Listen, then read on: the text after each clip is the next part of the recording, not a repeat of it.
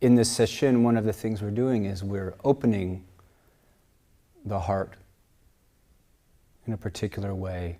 We're turning towards appreciating the life that we have. May I wake up so that my actions of mind, and mind is an action that flows into the hidden webs of interconnection. May I wake up so that actions of mind, body, and speech uplift and support and brighten and are positively generative. And this aspiration gives us much to do. It makes all the ingredients of our life into what we can cook into this. It gives a certain kind of durable meaning. We human beings are creatures that starve spiritually without meaning. And when we're starving of deep and true meaning, maybe we turn towards pleasurable objects to try to hit that spot. Doesn't work. Never works. Maybe we turn towards trying to accumulate more power to hit that spot that's hungry for true meaning. Doesn't work. Never works.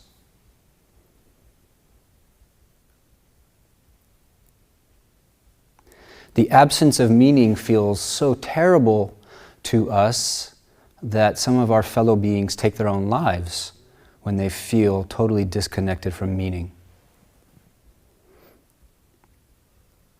And we seek meaning in so many places: relationships, careers, arts, politics, competition. But these only partially satisfy the hunger if the meaning of being is remote. The meaning of being is remote and we live just on the horizontal plane. The hunger persists and it's seeking its thing after thing, place after place, idea after idea.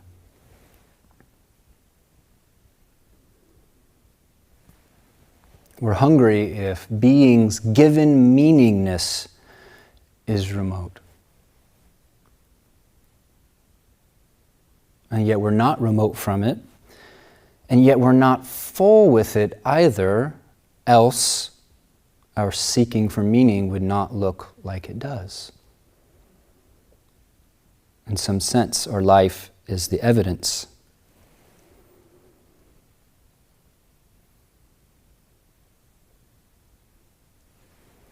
So in sesshin, in the moment of actual practice, we are not seeking meaning or understanding or new perspective. In sesshin, we are not seeking an overview of our lives, a new angle. These things may pop in as byproducts of actual practice, but in actual practice, we are being's meaning-saturated moment.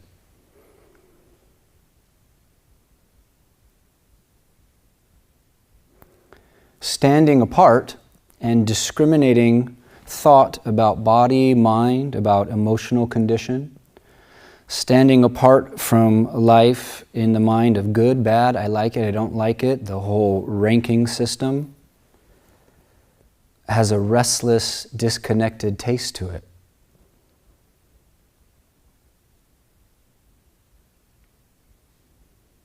We're not doing just a better version of that in sesshin.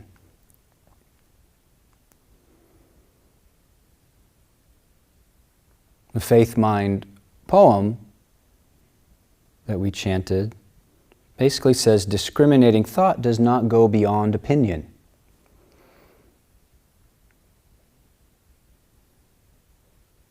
And now there's a neural correlate for the discriminating mind, the prefrontal cortex, connected to the default mode network, which meaning we default to this discriminating thought mode of being distant and alienated, disconnected from life and meaning's actual source continually. Too continually.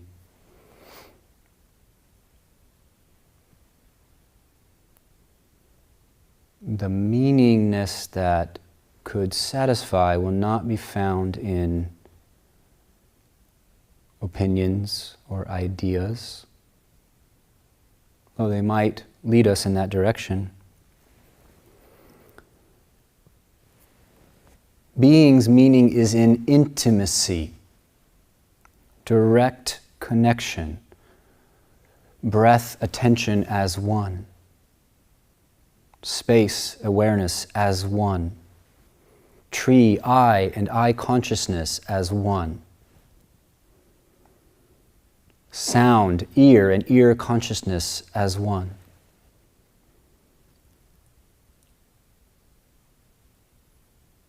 And that's the body of this moment. Being's intimacy. That's the taste in our mouths. Being's intimacy. Direct connection.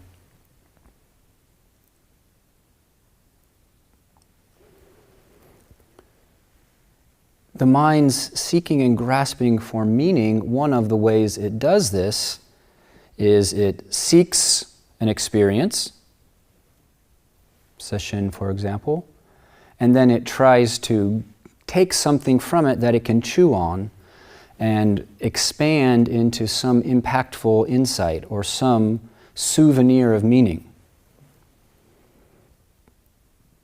But being's meaning is intimacy, it's direct connection, so there's no meaning swag.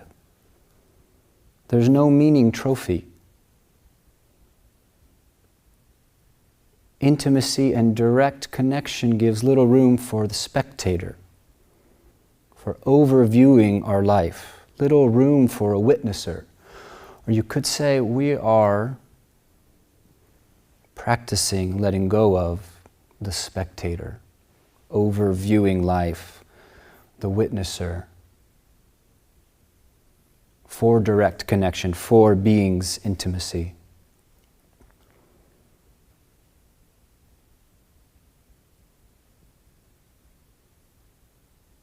So here now is being's fulfillment. Often there's no experience that we can say, I'm on the right track. Many times when we say, I'm on the right track, it's just an echo. It's just a conception of something that's already gone.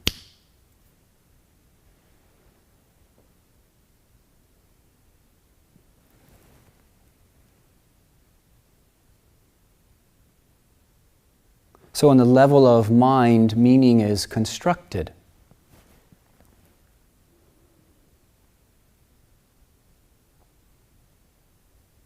It's being made up.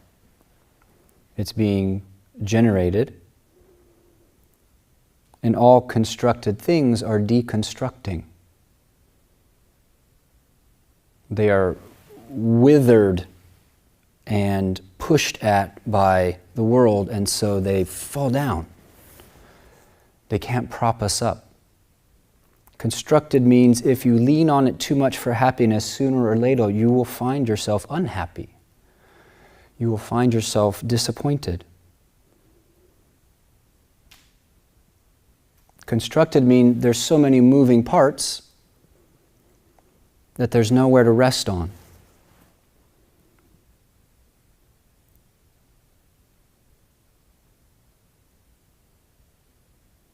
Constructed means the universe is in the process of changing into something else. This body-mind is this moment changing into something else. This beautiful creativity.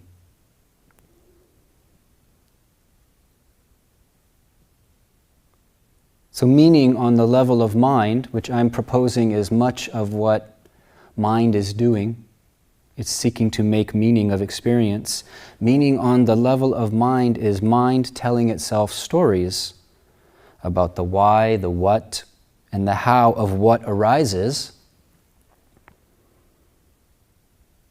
and that would be fine, except the storytelling mind can't keep up with the light speed, creativity, inconceivable shifting of this moment. As soon as you say this moment, you're no longer talking about it.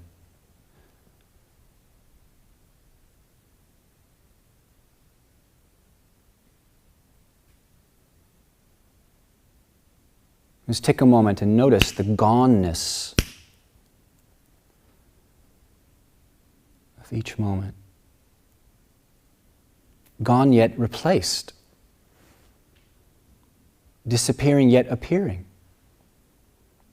That's this breath. That's this mind. That's this zendo.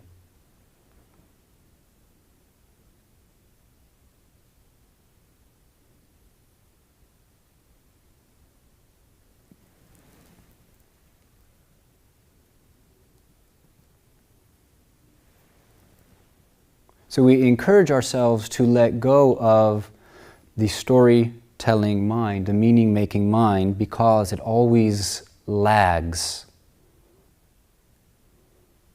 The mind of thought is not with it. It can never be with it.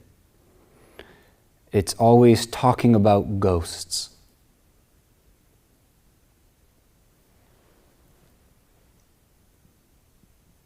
The old teacher Mumon said, until we realize presence, we're like a ghost that haunts the bushes. Kind of a weird statement, actually. Nobody likes to be called a bush haunting ghost. In many ways, the habitual storytelling commentary mind is a conglomeration of ancestral and cultural and personal ghosts. The recycling, the haunting of conversations from 3 years ago, 5 years ago, 3 months ago. The should-haves, the would-haves, if only I did.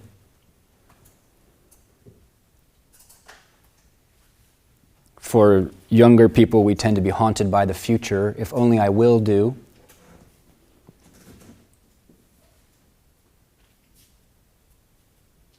And so we live in a haunted house.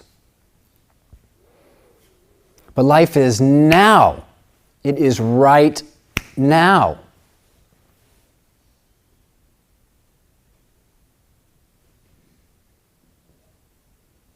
So actual life has already slipped out of whatever confining label or designation or concept our mind creates.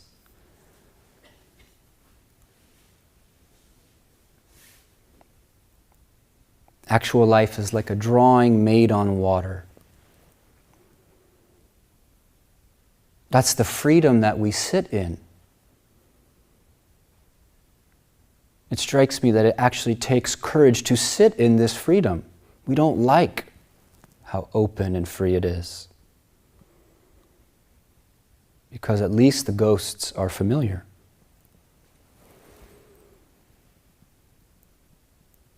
The poet Jim Harrison and I had correspondence when I was a younger monastic here. And I really liked his poetry, and then he told me that every day he would sit zazen and his cat would go upon his head for the whole period until he was done. And then he became my favorite poet. This is Jim Harrison. I can freely tie myself up without a rope. I can freely tie myself up without a rope. This talent is in the realm of anti-magic, and many people have it. On a dawn walk, despite the creek, the birds, and the forest, I have to get through the used part, the murky fluid of rehearsals and resentments.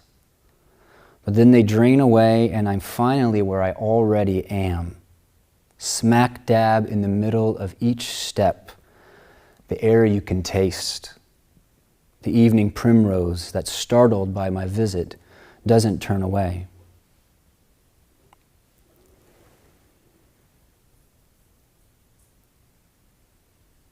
So all of this is to encourage us to not look in the wrong place for Dharma's fulfillment.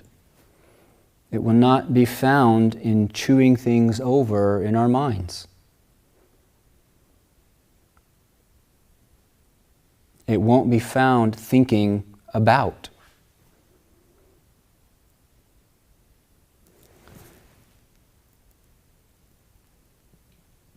We take an attitude towards our mind stream, or we can take an attitude towards our mind stream, and there's an attitude that is a blessing. And I call it active disinterest, because this is not about thinking the right thought or having a new perspective or processing correctly your life or your conundrum. It is not about that at all. Because of that, we don't really need to pay attention to the content of our minds. Maybe if you're the cook and you don't need to burn the cookies, or maybe you have to think about how many shovels to put out for the people in the garden, or that kind of thing. Active disinterest in the mind.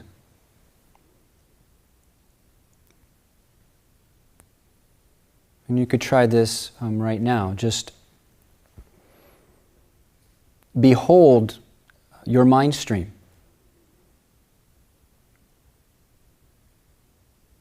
Just be there as it emits, as it proliferates. Just hang out with it. And view it as just like a frothing stream. Each thought a weightless bubble. Each image just a reflection on the water.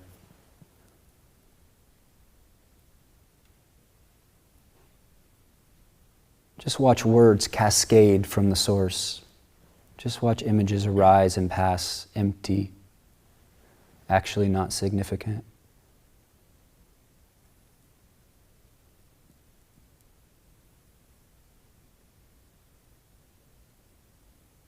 Just like bubbles. No matter how hard we try, we cannot make this mind stream substantial. You can't actually freeze it. Have you ever noticed you can't stop on one thought? Your mind cannot get clogged on a thought, although it can go in eddies.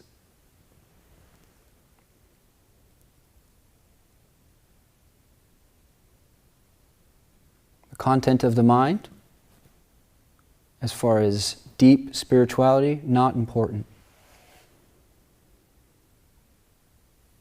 Bubbles.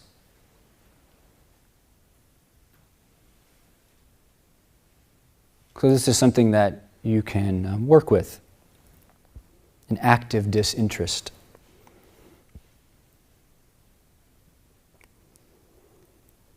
We taste essential meaning. We taste heart meaning. Meaning that we might not be able to explain to others, actually, as we ungrasp from commentary mind's meaning.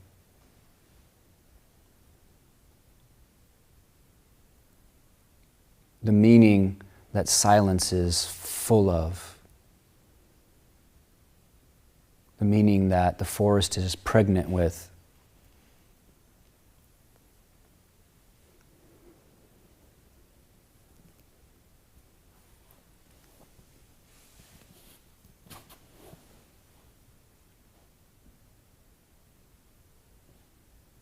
All of the rituals of Sesshin, it is designed to help us do this. To help us release ordinary meaning making so we can sink into something more fertile.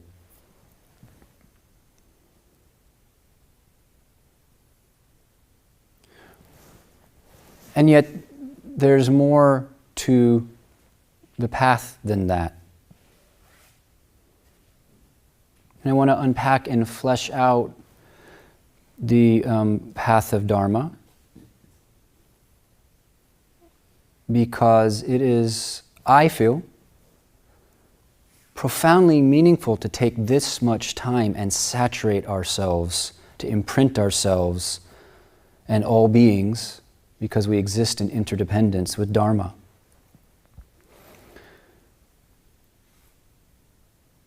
Dharma training has traditionally been broken down into 3 categories, expressed in different ways with different emphases depending on the tradition.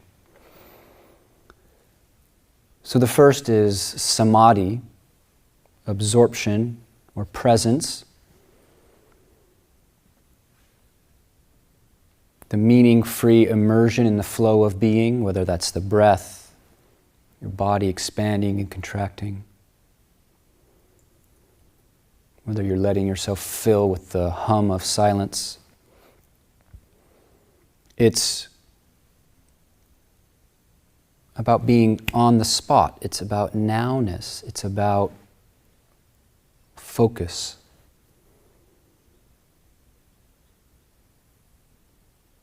And sometimes there's an idea that this is enough, but it's not enough according to the Buddhas.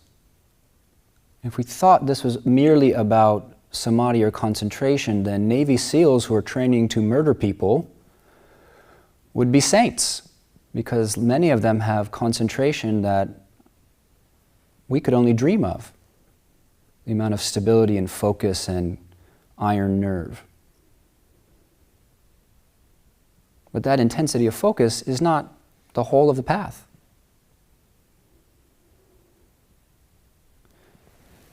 But these are interdependent, as we will see. These all work together.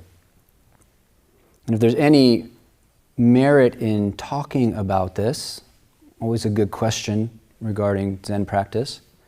If there's any merit in talking about it, it might help me go, oh, I'm getting kind of one-sided about practice. I'm not really applying the whole gestalt here.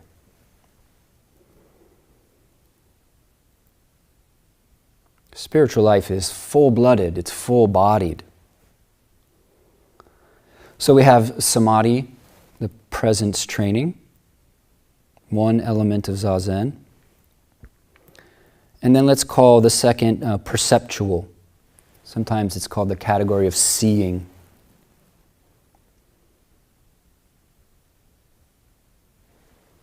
For Sesshin, what is useful as far as this, maybe 2 things. First, all concepts, labels, all decideds. That's a new word for me. The decideds. There's those things that you've already, there's no more room for a new angle. There's no more, you know what it is so much you actually don't look at it anymore. Right? This happens a lot in people's meditation practice.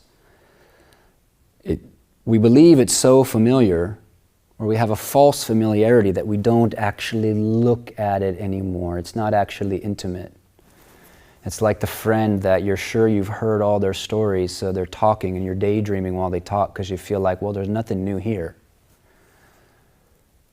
The decideds. All concepts, labels, and decideds are limiting because they are not direct connection. So as a training, we hold lightly our supposed to be's, our conclusions, our decideds, our labels, even the label grief, even the label anger, especially the label me and I. We're holding those lightly or not holding them at all. The tricky thing about decideds is we often don't know we've done so.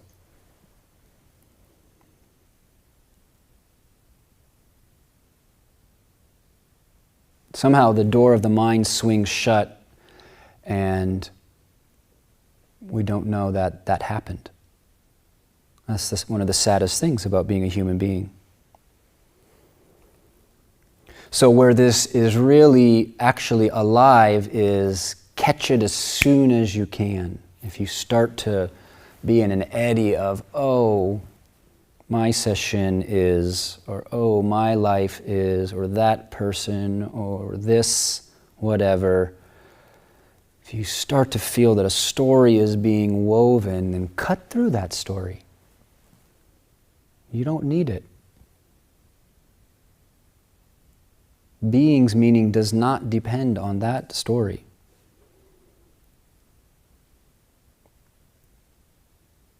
So sometimes we call this unknowing.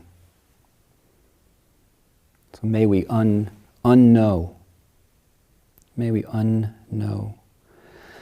The second perceptual training is not forgetting to see emptiness, impermanence.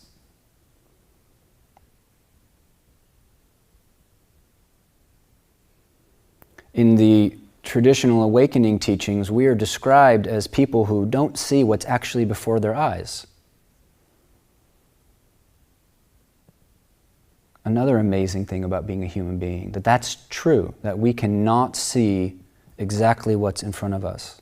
We cannot experience the actual experience we're having. Illusion is kind of amazing.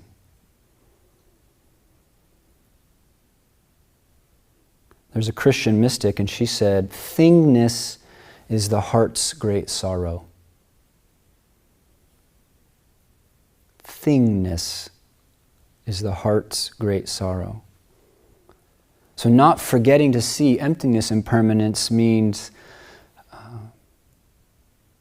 as you inhabit your body, heart, mind, and its arising, disappearing, don't forget there's no thing there. It's space, presence, and activity. Don't forget to see emptiness and impermanence in this thing we call ourselves. This moment, whatever the shape, is not a thing, but we forget that.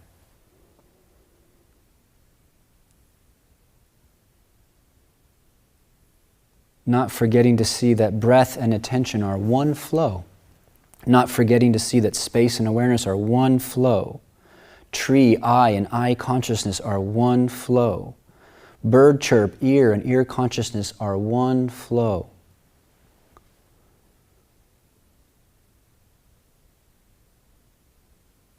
You might ask, what is it that does not flow then? That's a very good question.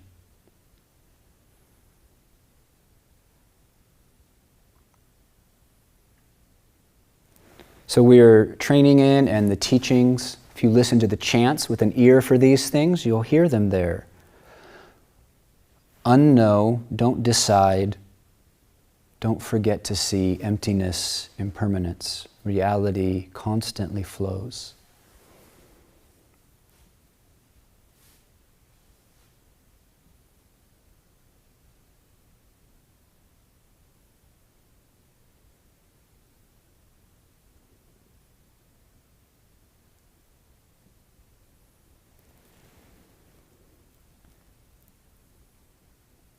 Sometimes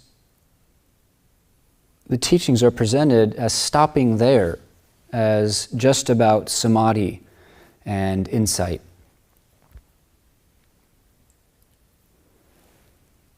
But Dharma practice is brittle and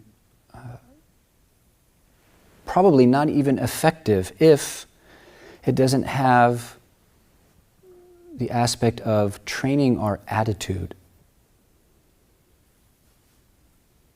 We are consciously deciding to change our heart stance. Much of whether we experience ourselves as free or not free has to do with our attitude towards what's flowing through. And perhaps like me, you long for a change of heart. You want to feel differently about your life. You don't just want to have a clear mind, because you might have a clear mind to the life that you feel is shit. But the feeling that it's shit is the place that we need to work. Because that attitude, that heart stance has been enthroned. And so we long for a change of heart. It's very different than looking out at one's life and saying the configuration is wrong, the configuration is wrong. Let me change the configuration.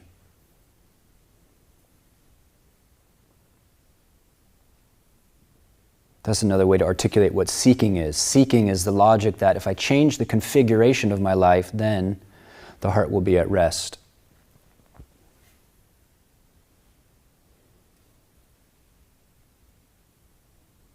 Sometimes we should change the configuration of our lives, but many times it's our attitude towards this configuration.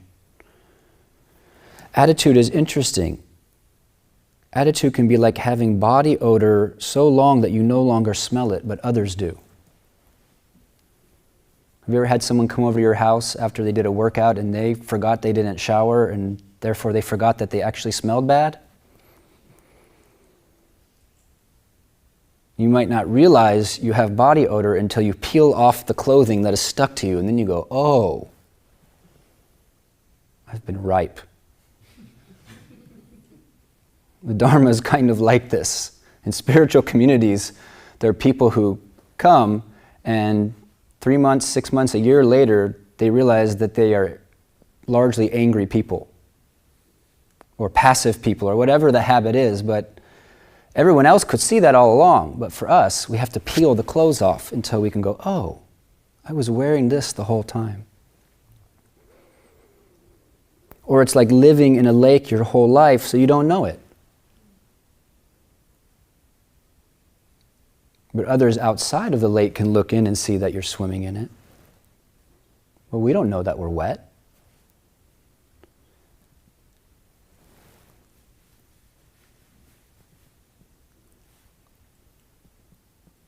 So much of what we're doing is to effect a change of heart. We bow, we do devotional chants, we eat oryoki, we regard each other with kindness, we are of service. The whole environment is a context within which we can bring forth our virtue.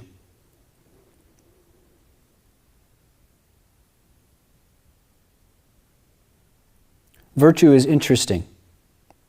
Virtuous acts, acting from positive attitudes, uplift us. They leave energy, warmth, and openness in their wake. Non-virtuous acts drain energy, they close the body, they dim the mind. This is not doctrine like some kind of 10 Commandments kind of thing, or Buddha looking down at you as a bad boy. This is an invitation. This is a hypothesis to be tested. For example, do wash-up with resentment one day, and then the next day do it with a friendly and supporting heart. Or do wash-up one day and do it in a sloppy way, and then the next day do it with thoroughness, and see how you feel after.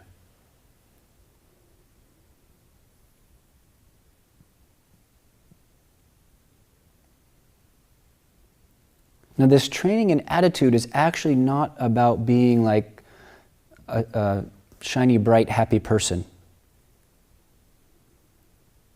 That happens to some people, unfortunately for the rest of us. But that's not what it's about. When we talk about virtue and training the attitude, it's actually, it's not for you to become good in the sense that you can go, I'm good. And other people can look at you and go, you're good. We're both good. Positivity is energizing. Virtue energizes us, and we have to gather energy to overcome habitual mind. That's why these things are interdependent. Samadhi, perception training, and a change of heart, attitude. They feed into each other. Bitterness towards life is a dirty fuel.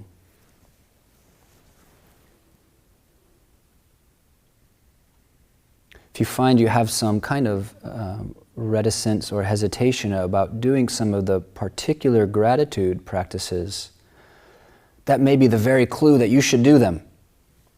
It took me a long time to learn that. So often the practices that I resist are actually the best medicine. And the ones that I love to do are actually just supporting my delusions. Not always. There's no always.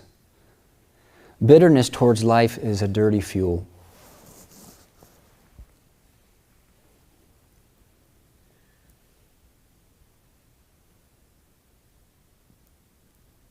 And changing attitudes is often very hard work. Anyone who offers an easy and struggle-free spiritual life is really just a servant of capitalism, trying to sell you their weekend workshop.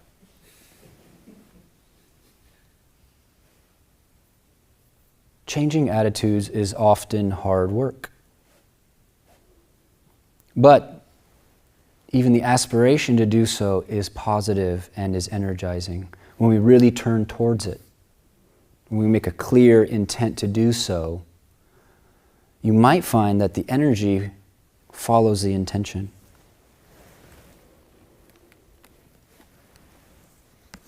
So this session emphasizes the deep beauty of generosity and gratitude. I'm going to read some of Dogen Zenji's very nuanced appreciation of generosity. And generosity and gratitude, do they flow into each other? Do they cause each other? That's an interesting question. This is Dogen Zenji from an essay offered a long time ago called Bodhisattva's Four Methods of Guidance, Bodhisattva Shisho Ho. And I'll just read a little bit of this. Generosity means non-greed. Non-greed means not to covet. And this has relevance for us in our sitting meditation, because sometimes we really covet some other state. Non-greed means not to covet. Not to covet means not to curry favor. Even if you govern the world, you should always convey the correct dharma with non-greed. It is to give away unneeded belongings to someone you don't know. To offer flowers blooming on a distant mountain to the Buddha. Think about that for a second. To offer flowers blooming on a distant mountain.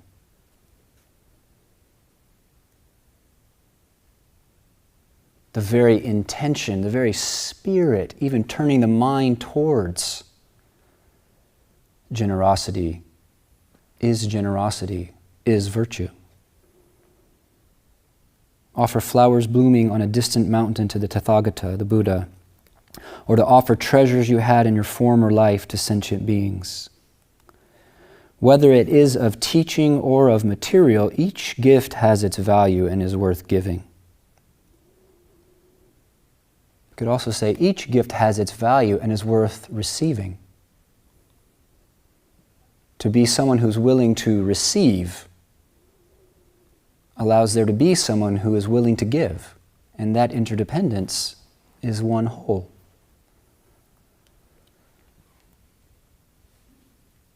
Each gift has its value and is worth giving. Even if the gift is not your own, there is no reason to keep from giving. Now, this doesn't mean that it's virtuous to shoplift from Target because you're going to donate the toys to Salvation Army. We could debate that later. Even if the gift is not your own, there is no reason to keep from giving. What the hell is ownership anyway? In a universe that is only occurrence,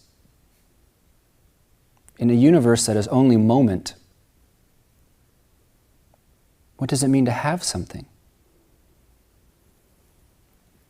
Dogen says, the question is not whether the gift is valuable, but whether there is merit.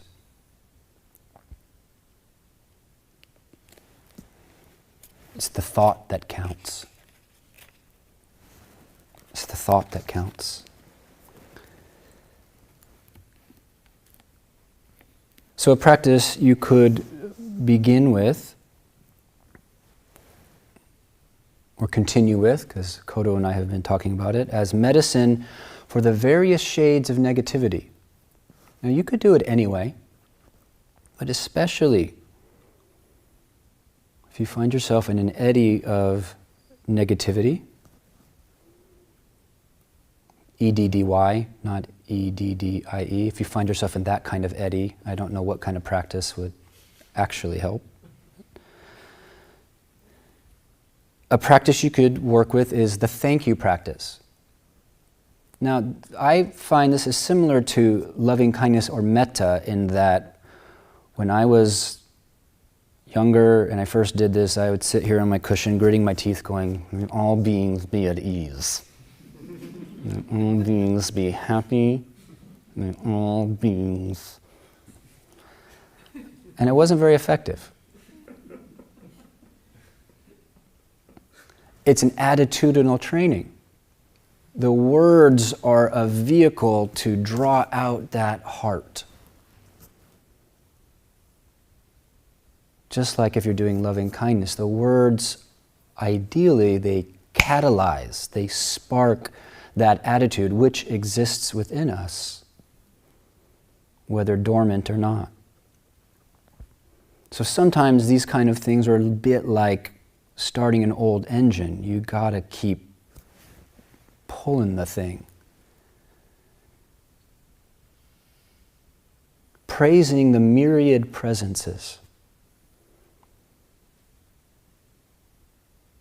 In this moment, just look around and see all the things that are supporting your experience right now. You could be meditating in a dusty garage with scorpions on the wall in 90-degree heat. Somebody somewhere is.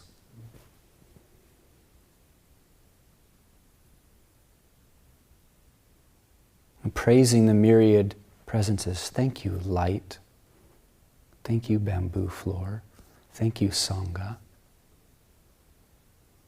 When you do it from your heart, there'll be a little droplet of light. A little droplet of light will shatter in your body. And that can accumulate.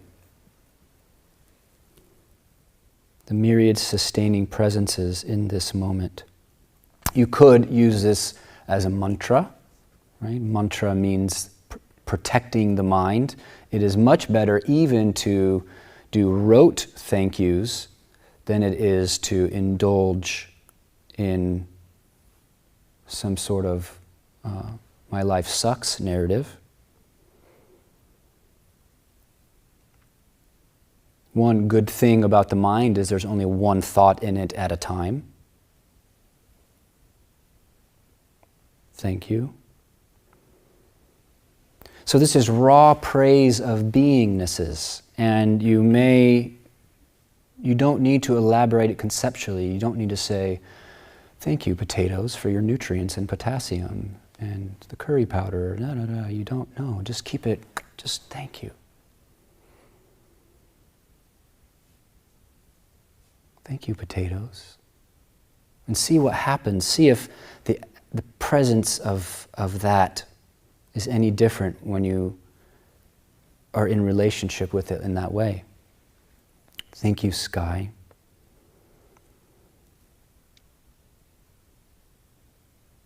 Again, you may have to stick with this. Sometimes we have to pry open our hearts like a door that's been stuck for way too long. And it might not happen just by sitting there and concentrating. We need help to pry that heart door open.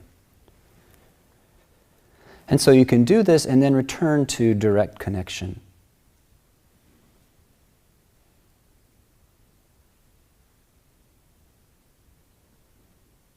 right? Because we're opening to a gratitude for our life that does not rest on anything but being itself.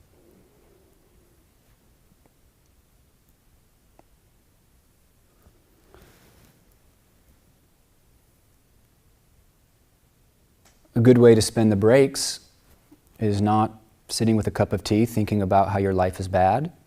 A good way to spend the breaks is to walk through the forest and practice this praising of all the myriad beingnesses.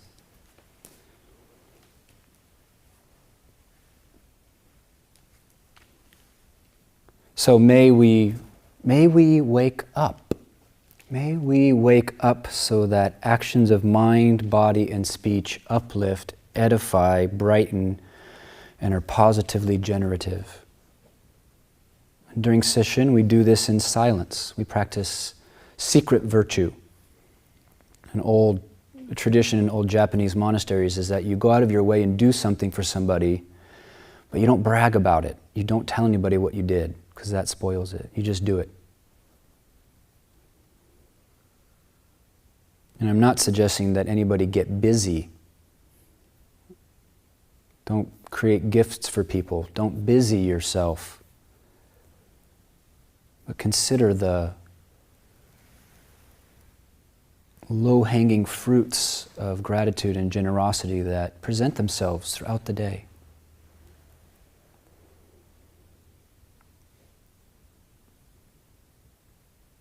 Now flavored with gratitude is lively.